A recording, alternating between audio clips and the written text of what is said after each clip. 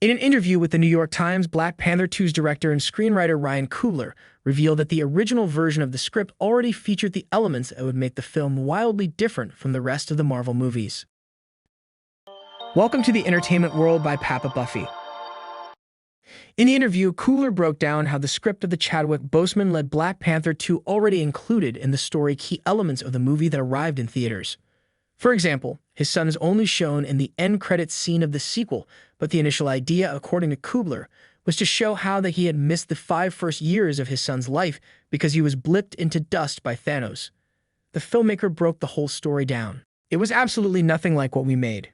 It was going to be a father-son story from the perspective of a father, because the first movie had been a father-son story from the perspective of the sons. In the script, T'Challa was a dad who'd had this forced 5-year absence from his son's life because of the blip. The first scene was an animated sequence. You hear Nakia talking to his son. She says, "Tell me what you know about your father." You realize that he doesn't know if his dad was the Black Panther. He's never met him, and Nakia is remarried to a Haitian dude.